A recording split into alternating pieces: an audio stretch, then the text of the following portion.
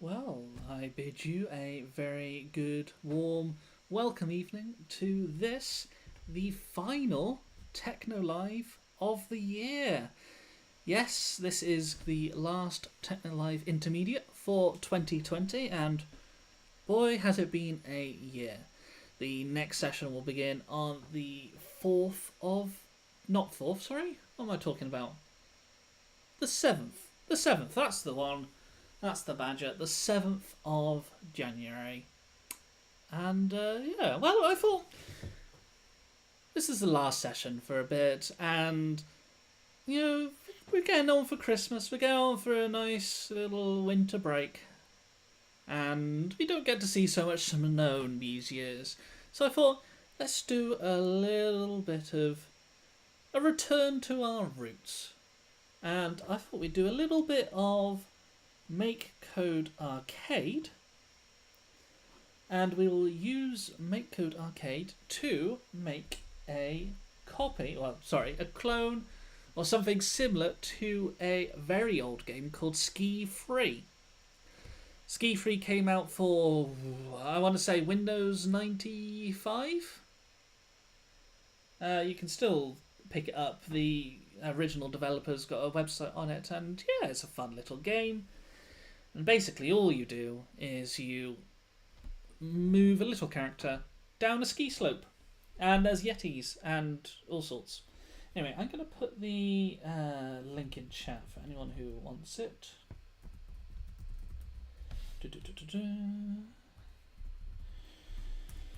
By now you know that is my I'm typing in chat noise. There we are. arcade.makecode.com. And you should come to a page like this.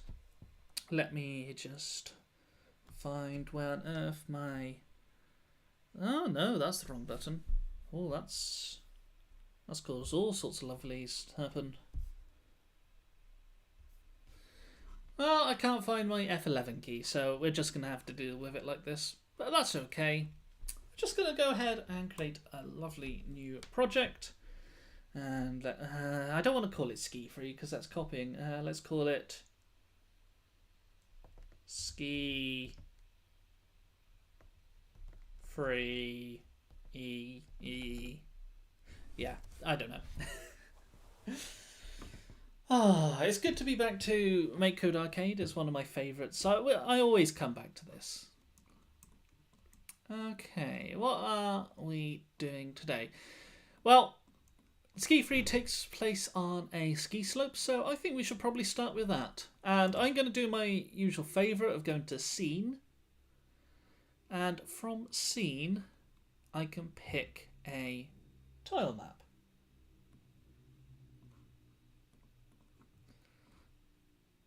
Let's minimise the simulator on the left for a moment, just so we can work on the code.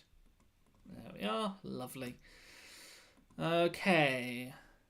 In the tile map, if I click in this grey square, I can begin drawing tiles. Now, I think they've kind of missed out a bit on this, but Make Code Arcade doesn't come with any snow tiles. You know, you got forest, you got aquatic, you got dungeon, and you got misc, but you got there's no snow. So we're going to have to make our own. Before we do that, though, we need to change the size of this tile map, because at the moment it's not really long enough. That's a very short mountain to ski down. So I'm going to suggest going down to the bottom left down here. Oh, that's the wrong thing. Okay, so the left number changes how wide the map is, and the right number changes how tall. I'm going to make this quite a bit taller. I'm going to make this 80 tall. Is that too much? No, that's workable. Yeah, 80 tall. And then over on the left number, I'm going to stick it at, let's say, how many? just need to do a bit of maths here. How many times does 16 go into 120? Calculator time. Where are you, Mr. Calculator? 120 divided by 16. 7.5. That's not nice. Let's try. Oh, let's just stick it. Let's round up very generously to 10. It means we'll have a little bit of side-to-side movement in our map, but you know that doesn't matter. I could put it at 8, but you never know. You might get something out of having the map slightly wider. But for now, let's just stick it at that. Anyway, what do I need to add to this? Well, I need some snow tiles. So first thing I'm going to do is I'm going to head over to where it says My Tiles on the left. And, well, I'm going to click the plus to create a new tile.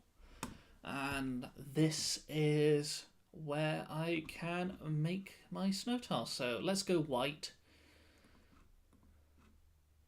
That's going to be my basic snow tile. But I want to put a little bit of detail in, because if it's all one colour, you can't tell that the skier is actually skiing. So let's go for this kind of pinkish, peachish, off-white colour. I know it's not perfect, but using the limited palettes we have, not too bad. Yeah, I got a couple of ripples in the snow. Something a bit like that. Okay, so I've made my tile. And make coast on that thing again where it hides my canvas. If this has happened to you and you've ever lost your canvas, simple way to go get back is to click done, and then click back in the set tile map box, and it's back again. Okay, I'm gonna zoom in on just the top little section here,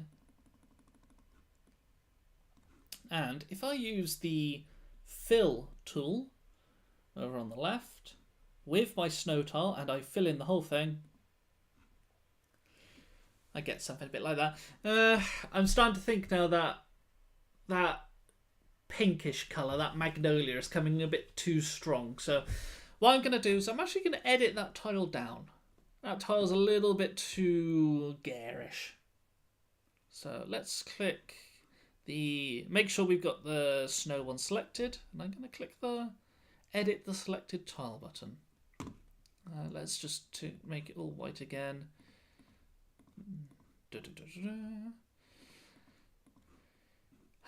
Anyway, and then maybe just a hint of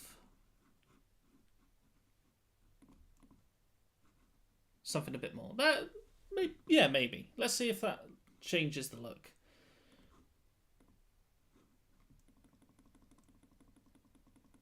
Yeah, that's better now. I mean, it looks a little bit bumpy and, there's a lot of repetition going on, but I think that looks a lot better in my view. So I'm going to stick with that. Okay.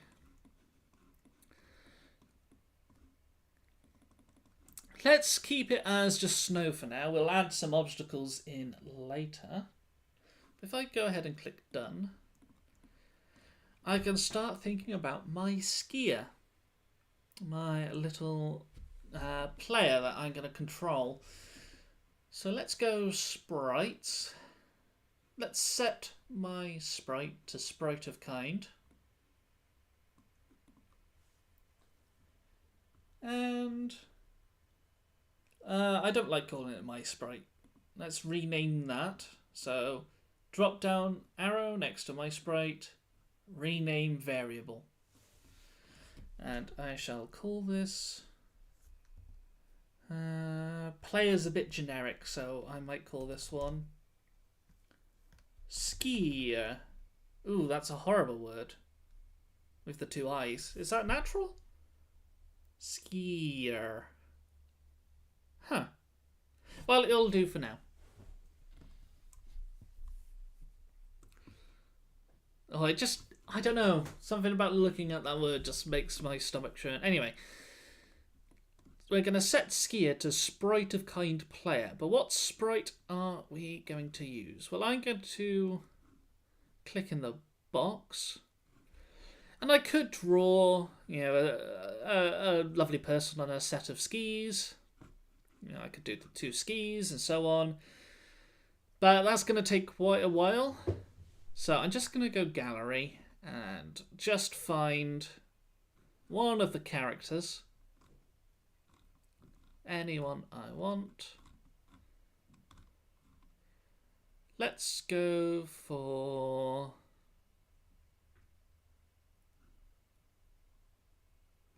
this person. Who's this person? Villager 1, Walk Front 1, apparently. Let's go for that person. Okay, and click done. That's our skier. If I open the simulator, you can see our skier starts off there, which is all nice and lovely. Anyway, what else do we need to do? Well, we're going to need to make sure that the camera follows the skier. So let's go scene. And if we scroll to the bottom of the scene menu, we can find... oh, I zoomed out too much. Camera follow sprite. And I can change my sprite to be skier. And the camera will follow the skier around, which leaves us free to start the movement. Now, if you've never played Ski Free before, the player stands completely still until you tell them to go. And when they go, they slowly start picking up speed, faster and faster, until they're off like a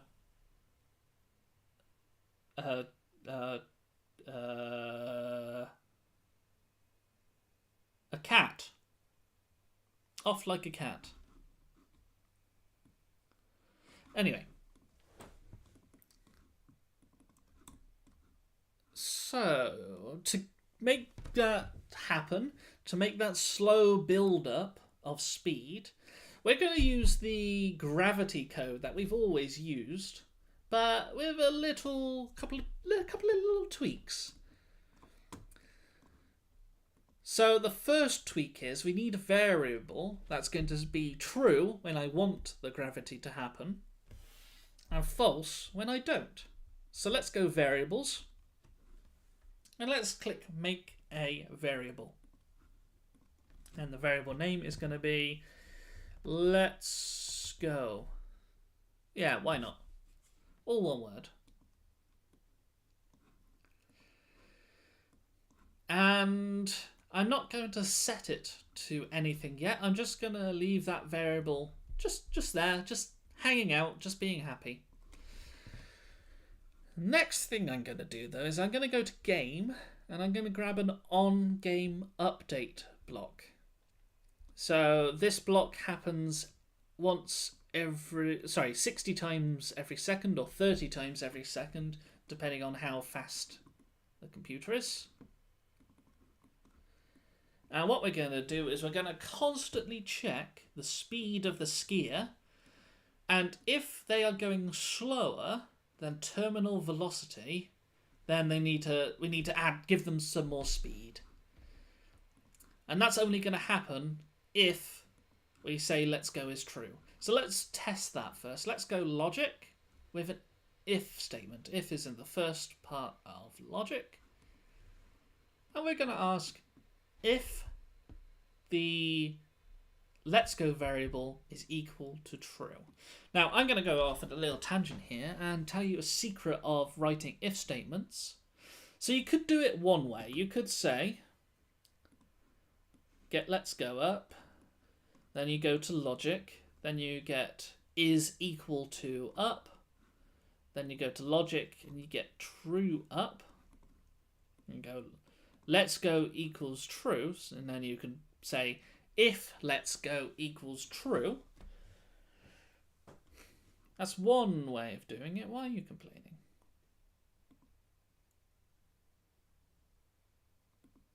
We haven't. Oh, it's because we haven't set let's go yet. Anyway, one way you could do it is with this, and it would not complain if I had set let's go to true first. In fact, let's try that. No, never mind. However, there's a nicer way of doing it. If I get rid of that, I can just say if let's go. Because if let's go is shorthand or shorter than saying if let's go equals true. So instead, we're just saying if let's go. If we are off, if we're meant to be going, then what should I do next? Well, I should check the speed of the player and see if the player is going fast enough. Going fast enough. So I'm going to get another if statement and pop it in. And I'm going to say, what am I going to say? Well, let's go logic first and pick us up a nice less than block. 0 less than 0. And I'm going to put it in the if. So if 0 is less than 0, that's not useful to us. We need to now get the speed of the player. So we can go to sprites.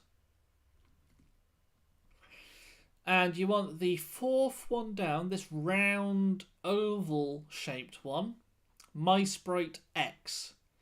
This is a property block, and it enables you to find the value of one of the properties of MySprite. So I'm going to grab that one, and I'm going to put it in the first cubbyhole. And I'm not looking for MySprite, I'm looking for my skier. So I need to use this drop down arrow to change that to skier. And I'm not looking for the skier's X position. No, I don't want their X position. I want their speed, their up down speed, their Y velocity or velocity Y. So I'm going to change that to VY. And I'm going to say if the vertical velocity of the skier is less than a certain threshold, a certain number.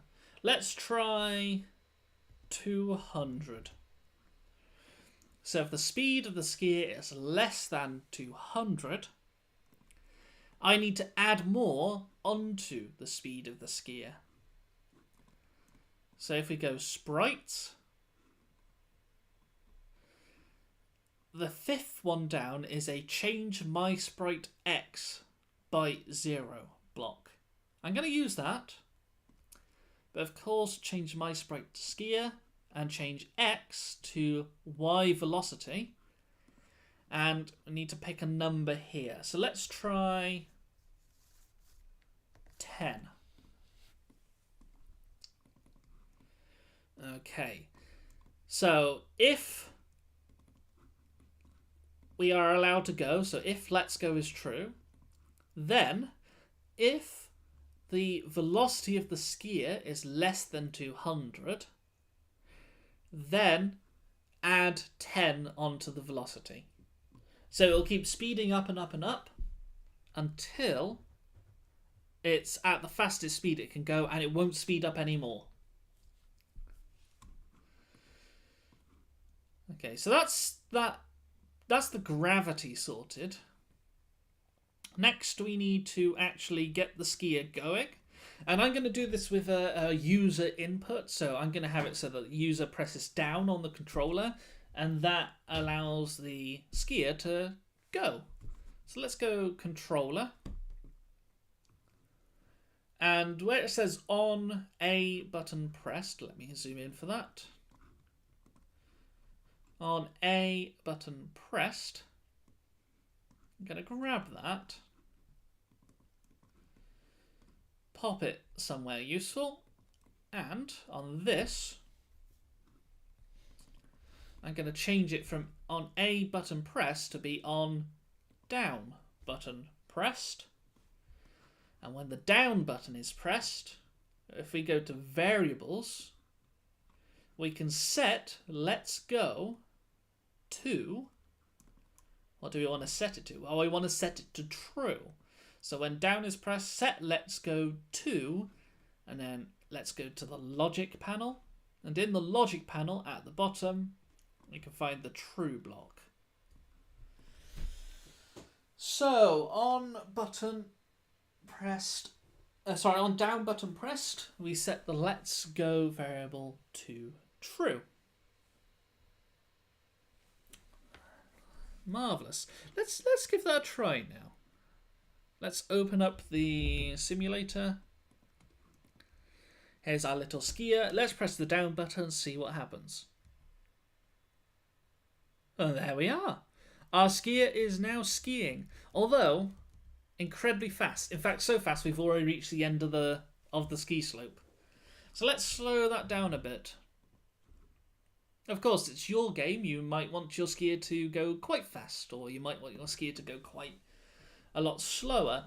I'm going to make my skier go slower by turning down the maximum velocity. So that would be this number 200 here.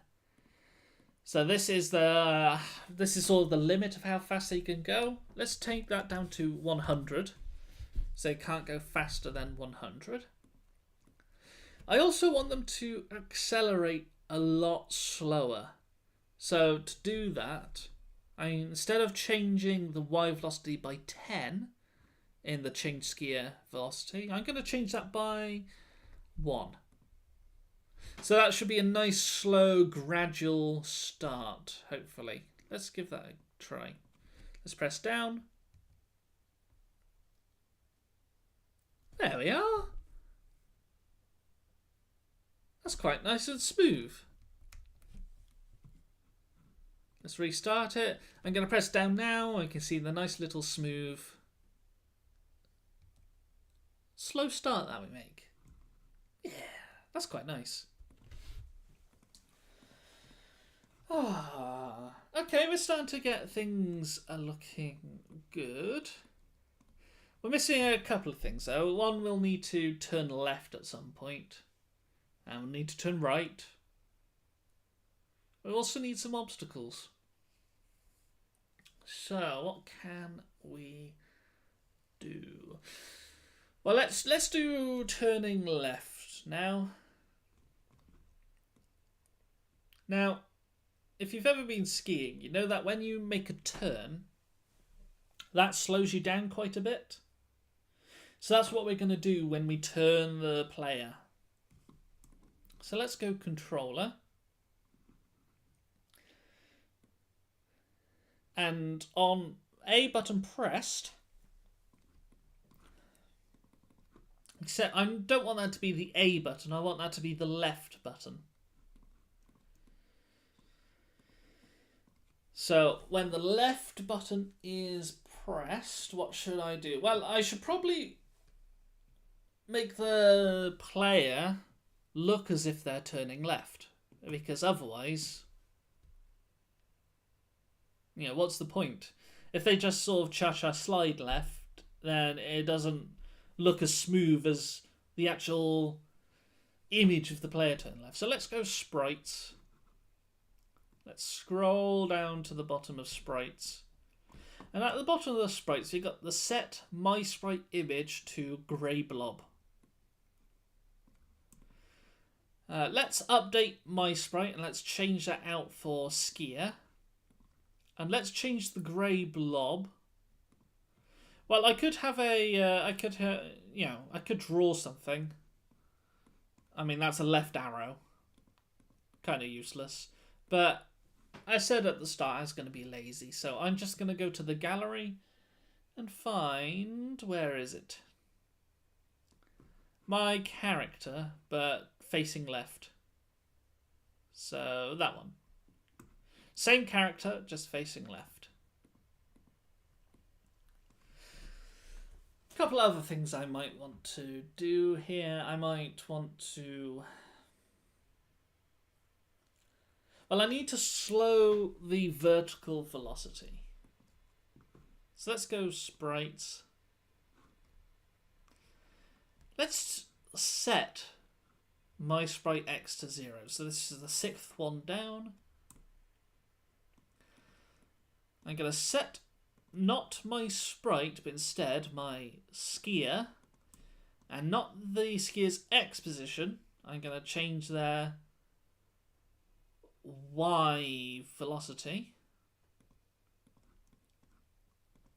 And I need to change it to a number that's going to be a bit...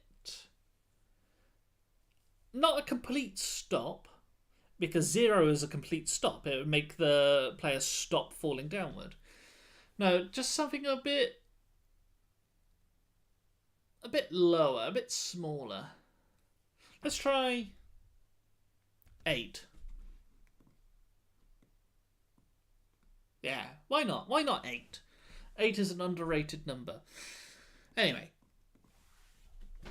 Then that sort of stops the player, but I also need them turning left.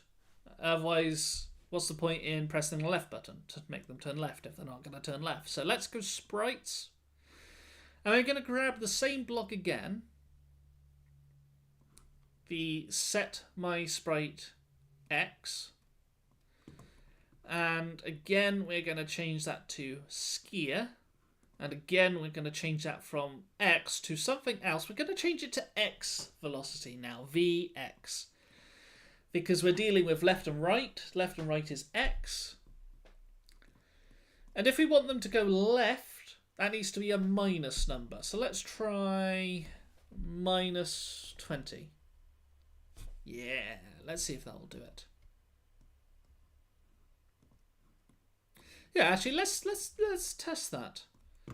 So we set their image to facing left. We set their Y velocity to 8 and their X velocity to minus 20. Let's give that a go. Okay, let's press down to start. Okay, they're skiing. Let's press left. There we are. So they still speed up as normal, except they can go left now. Let's try that again. Pressing down. Now let's press left. And they're going to make a sharp turn now. And they slowly start moving left and speeding up. So it looks a little bit janky now, but as soon as we add turning right, that will look a little bit smoother. So to make the player turn right, I'm going to basically take all this code over it, and just by clicking on the on left button pressed, I'm going to right click and duplicate, which is nice and lazy. And instead of having on left button pressed, I'm going to use the drop down arrow, change that to right button pressed. Can anyone spot 2 changes we need to make here? Yep, one of them is to change the sprite to instead face right. The way it rhymes makes it almost as if this was destined. So let's choose the right facing sprite here. Y velocity can stay at 8, but the X velocity needs to be a positive number now, so it goes to the right. So I'm going to delete that minus. Okay, let's see how that turns out. We got our left, we got our right. Okay, let's press down to start. Marvellous. Then left. Then right. Then left. Then right. Then left and right. And left and right. And then left and right. Left and right. And so on.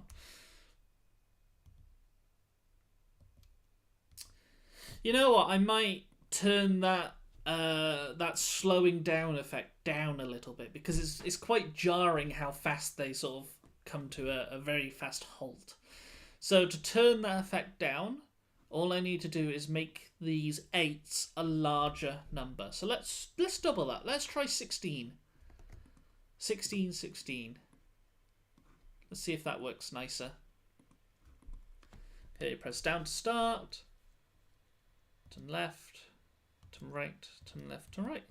Yeah. So they don't lose all of their downward velocity. They just lose some of it.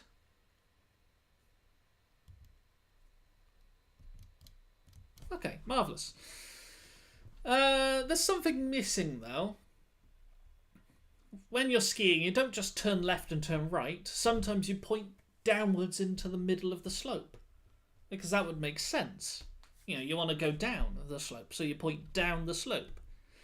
So we should probably have it so that the down button stops us moving sideways and updates our sprites so we're pointing downwards. So what I'm going to do is in the on down button pressed that we've already used, I'm going to go sprites again and find the... Oh, it's so hard to see when it's so large. Set my sprite X to 0. Except, of course, I'm going to change that from my sprite to be skier.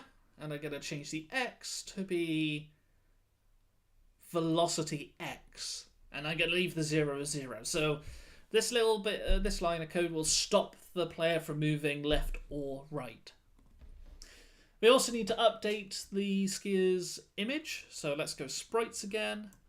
This time straight to the bottom. And set my sprite image to grey blob. My sprite changes to skier. Grey blob changes to the downward facing icon of our player, which is that one.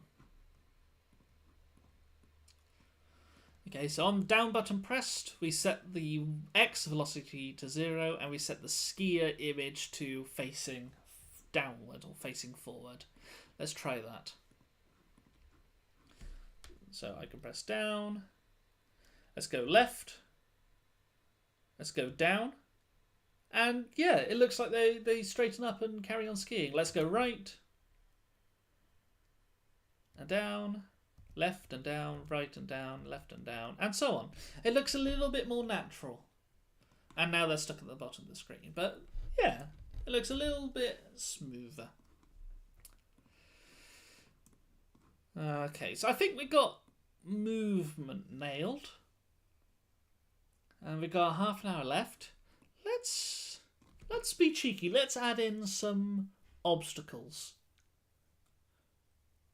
Because, yeah, skiing's fun, but do you know what's more fun? Skiing around things and try not to, get yourself hurt. Because we can all agree not getting yourself hurt is quite a fun thing to do. Avoid it. I don't know what I'm talking about. I haven't had my cup of tea today, so that's why I'm going a bit mad. Anyway, what I did was I went back to our on start, where we set the tile map, and I'm going to click the blob so I can fiddle around with the tile map some more and re-edit it. And I think the best thing to do is to add some obstacles to the game. And these can be any obstacles you like. You could have trees, you could have logs, you could have, I don't know, flamingos. You could have yellow snow. You could have to avoid yellow snow if you wanted. But whatever it is, it needs a background of snow, because otherwise it will just kind of stick out. So what I'm going to do is, in the My Tile section, I'm going to make sure I've highlighted my snow tile. And I'm going to click this Duplicate the Selected Tile button. It's the one that looks like 2 sheets of paper. So now I've got 2 tiles. One of them is going to be my snow tile, and the other one is going to be my, let's say, tree tile, or yellow snow tile, or whatever. So if I click the edit one, which looks like a whiteboard, I can start drawing a tree. What kind of tree do I want? It's Christmas. Let's do standard, Christmas tree.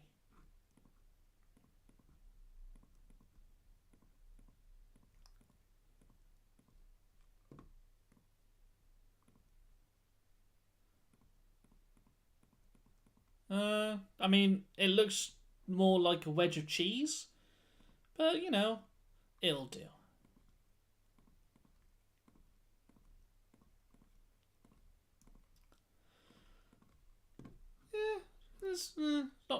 not brilliant. Maybe if I fill it out with green, it'll look a bit better. Of course, you can spend much longer making this a lot nicer than I can.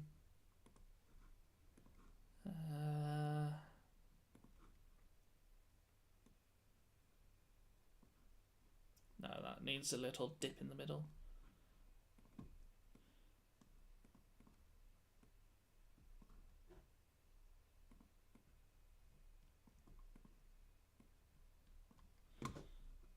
Does that look...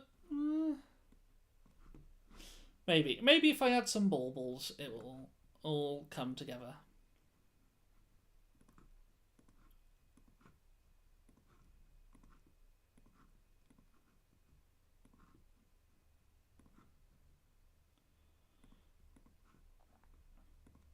Ooh, not there.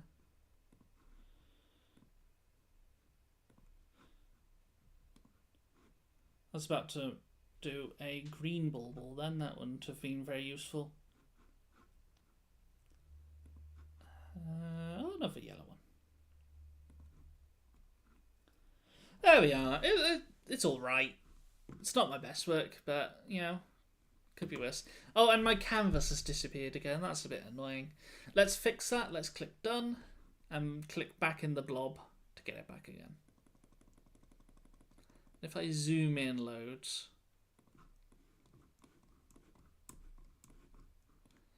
I can start putting my trees down. Right, one there, one there. Maybe a little thicket of trees. A little line of them. You know, you could go wild. You can put them wherever you wanted. Yeah, that's the easy way. If I just zoom out and just kind of go... Oh, maybe a bit too many. But I quite like that because it starts out easy, then it gets slowly harder and harder.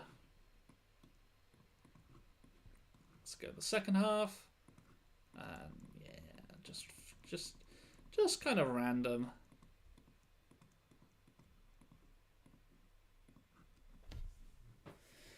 A little bit of challenge. If we take a look at what it looks like, the trees aren't going to do anything because we haven't programmed them in, but we can see what it looks like.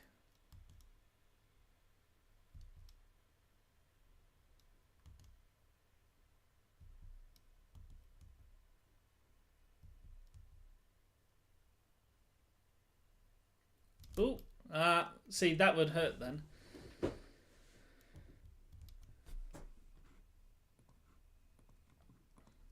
Okay, so let's handle some collisions. Let's handle some I've collided with a tree problems. Okay, so if we go to, because these are tiles rather than sprites, if we go to scene, we can have a look. And we can find on sprite of player overlaps tile of kind at location. That's the one we're going to use. So if the player overlaps the tree tile, let's change that with the drop down arrow to the tree. There we are. If the player overlaps the tree tile, what do I want to do? Well, let's stop the player first of all. Let's stop them from moving downwards. So we'll need to do two things to do that. One, we'll have to set their Y velocity to 0. So let's go sprites.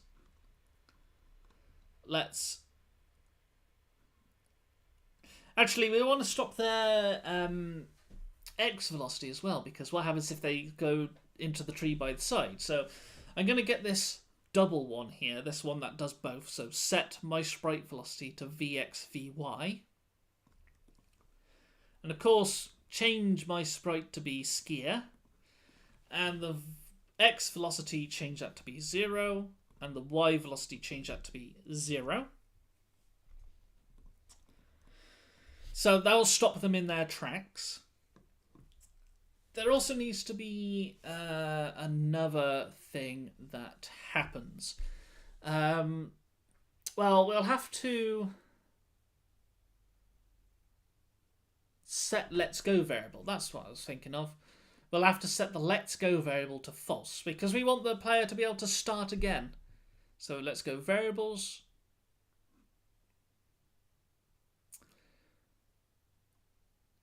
Let's not. Sorry, I'm a bit scatterbrained, but let's not do that actually. Let's not update the let's go variable. Let's just have it so that it carries on. And my thinking behind that is we can add an invincibility period. You know, just a couple of seconds where the player has made a collision, but they get a little bit of chance to recover from it. So I think that's what I'll do. I think that'll be a better solution. So we'll have it that the tree stops the player, but it means that because we're not touching let's go, they're going to speed up again. We should also set the player to be invincible. So let's go variables. And let's make a variable. And this variable is going to be true if the player is invincible and false if the player is vulnerable. So let's call it invincible?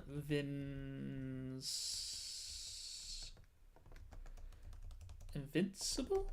It's ible, isn't it? Yeah, it's ible. Spelling's never my strong point. Let variables. Let's set invincible to true. So logic and true. Now there's another thing to take care of here. Really, we should only be allowing the collision if the player is not invincible. So if the player is able to be hurt, then the collision should go ahead. However, if they are invincible, it should not go ahead. So we'll need logic, and we'll need an if, and the if will have to go around these two blocks in the on-sprite overlaps Christmas tree. Now we need to do a little bit of computational thinking here. So invincible means they are invincible. We want them if they are not invincible. If they are not invincible, then proceed with the collision, else don't. So I need not invincible to be true. So I need invincible to be false. So let's go logic. We're going to use the not block here. And then let's go variables, and we've got our invincible variable. So if the player is not invincible, then do damage to them. Actually, that's the point. We haven't done the damage yet. We haven't got any consequence for hitting a tree. Let's go info. Let's lose a life. Let's change life by -1. So the player will lose a life if they hit a tree. But if we're using the live system that comes built into MakeCode, we'll also need to start setting up the live. So let's go back to onStart. And in our onStart block, if we go to info again, we can set life to 3. So giving our player 3 lives. Let's give it a try. Okay, so I'm going to go down the hill. Let's hit a tree and see what happens. Oh, I stop moving and I lose a life. But no matter what I do now, I can still hit trees because I'm still invincible. So let's try that again. See it in not slow mode, but see it more clearly. So I press down I hit a tree, that stops me in my tracks, and I lose a life. And now I can't hit trees again. So the invincibility is working great. We just need to turn that invincibility off after a few seconds. So, how can we do that? Well, one way we could do it is we could keep checking to see if invincible is true. And if invincible is true, count down some seconds. Yeah, that will work nicely. So let's make a counter variable. Let's go variables and make a variable, and I'm going to call this variable counter. Okay. And the counter is going to count how many seconds of invincibility we have.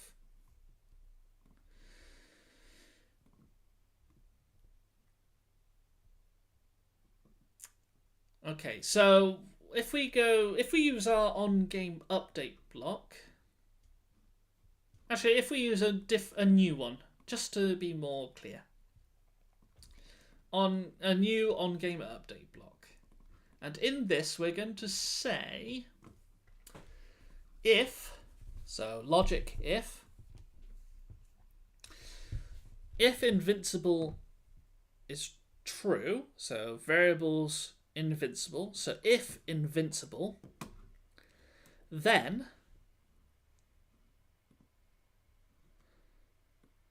we're going to change counter by 1. So we're going to add 1 onto the counter.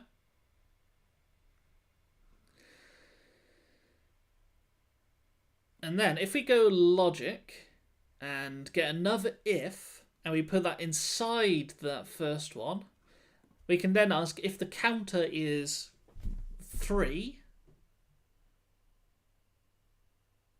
Actually, scratch that. There's nothing to wait on the counter for. So if we go loops, we can pause. And we can pause 1 second. So it counts up by 1, then it pauses. Then we can get the if out. And then in this if we can count, we can say if counter equals 3. So let's go counter. Then logic for an equals block. If counter equals 3, then we need to set invincible to false again. So set invincible to logic false. There we are. We also need to reset the counter actually, because the counter needs to go back to 0. So set counter to 0. Am I missing something? No? Maybe? So, on game effort, if the player is invincible, we count up 1 second, we wait. If that is more than 3 seconds, then we turn invincibility off again, and we reset the counter. Yeah, let's give that a go.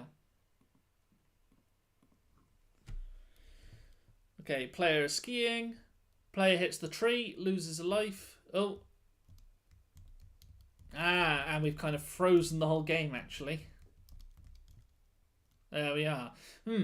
Maybe that didn't work so great. I think the problem was this pause here. Because this pause was pausing the whole game.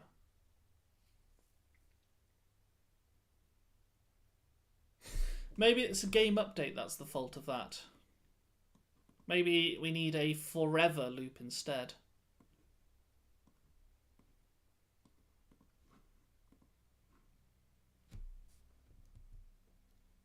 Does that work? Yeah, my mistake. We needed a forever loop. So I changed out on the second on-game update for forever. And I think that's working now. Let's try it. If not, then I'm stumped. So we hit a tree. If I can carry on skiing. 3 seconds pass. I hit another tree. And I hit a third tree, and I'm gone. But if I hit a row of trees, I can ski through them fine because the invincibility period gives me some time to recover. There we are. That's worked out quite nicely. So let's avoid that tree. Ooh, avoid... Ah, no, I hit one. This is quite tricky, actually. Ooh, hit that one. And there we are. We got the starters of a fun little game there. Now, there's one thing that we have been missing, and that is the very famous Yeti.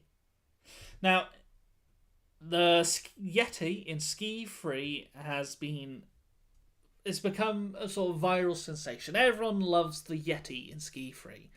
And what happens with the Yeti is you get past the finish line, and if you carry on going, the Yeti comes along and eats you. So that's exactly what we are going to do.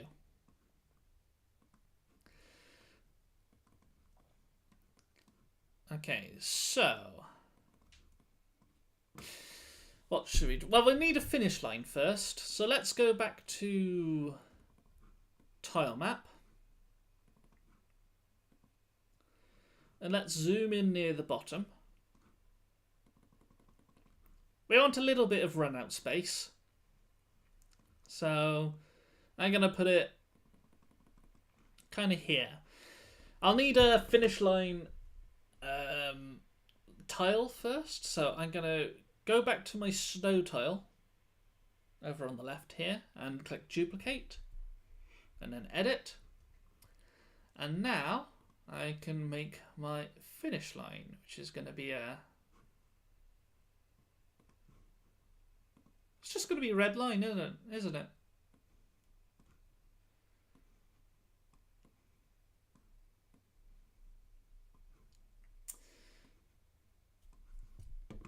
I don't have much space, but you could...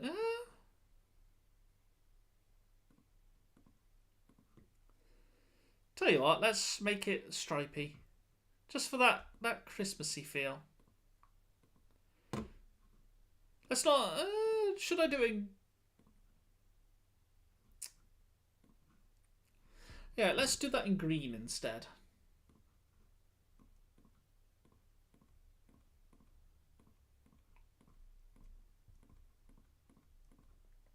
I mean, you could go all out on pixel art, or you could just slap something down very quickly. So, it's always up to you. Now, where did I say I was going to put it? Here-ish. Yeah, here. Okay, so I'm going to make sure I've selected the right tile. Make sure I use the line tool. There we are. I've got a vague finish line.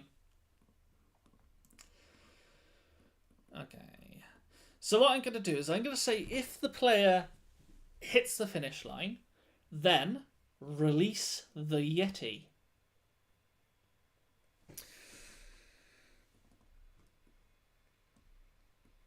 So, how can I do that? Well, let's go to scene first of all to get the collision with the finish line. So on sprite of kind overlaps tile at location. And of course the tile we are going to select is, drop down menu, the finish line. So if the player overlaps the finish line, what should we do? Well, we need to create the Yeti. So let's go sprites. Let's set my sprite to sprite of kind player. Except we're going to change that from MySprite to rename variable the Yeti. And we're going to change the kind to an enemy. And if I use the grey blob, I could draw a lovely Yeti or pick something that's looking a bit like a Yeti. There is no Yeti here. Well, in that case, let's go for a shark. Shark's close enough to Yeti, isn't it? Yeah, shark will do. Now, I'll need the shark to turn up somewhere near the bottom. So how do we find out that value? Well, if I go back to my tile map, we want the player, sorry, the shark, or the Yeti, the shark, to turn up around about down here. Now, the values we've got in the bottom left-hand corner, unfortunately, these aren't pixels. These are how many tiles are there. And I've got 80 tiles tall, and each tile is 16 by 16 pixels. So the answer to what position is it down here can be found by doing 80 times 16. So let's try that. Where is my calculator? 80 times 16. 1,280. So the position that we want to create our shark is at 1,280 in the Y direction, and in the X direction we want that to be halfway across the screen, and the screen is 120 pixels wide. So the final location of the Yeti should be 60, 1,280. So let's go to our colliding with the finish line. We're going to go to sprites, and we're going to set the position. So set my sprite position to XY. We're going to change my sprite to the Yeti, and we're going to change X to be 60 and Y to be 1,280. And this is where I put my fingers to, cross my fingers and hope that my maths is sound. One thing to do, let's go sprites. Let's go... Okay, in the first part of sprites, we've got this set my enemy follow my sprite option. We're going to change the Yeti, set my enemy to be the Yeti and my sprite to be skier. And if I click this plus icon, I get to change the speed. Let's leave it at 100 for now, see if 100 is the right speed. Okay, so the game should be nice and fine as normal. If I can actually play it, which, given my skills, maybe not. We hit the line, and we think all is fine, until, a load of sharks. Why have a load of sharks turned up? I know why. It's because we've done it when we overlap the finish line, and we overlap the finish line lots of times, so lots of sharks come up. Is there any way we can make that nicer?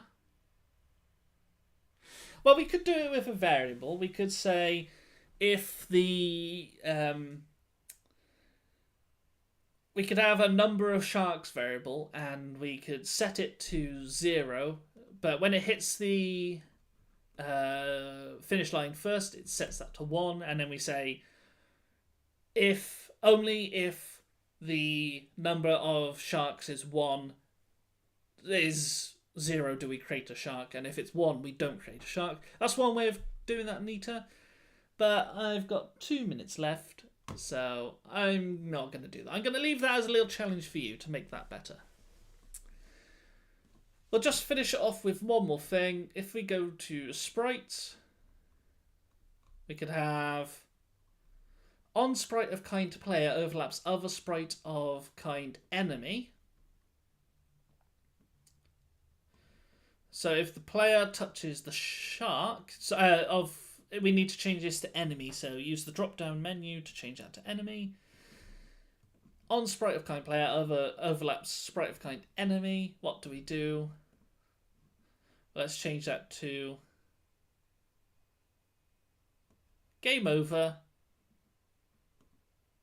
Make that a win though, with a confetti fair. We're going to have that as a win because the shark is meant to be unavoidable. You can never avoid the shark.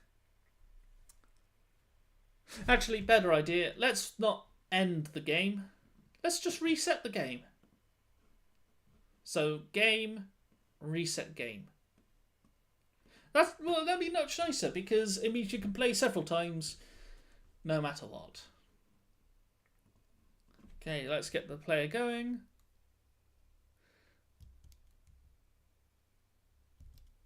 Avoiding trees. Hits the line. All is fine. Until a load of sharks come. Yay! And we get back to the start.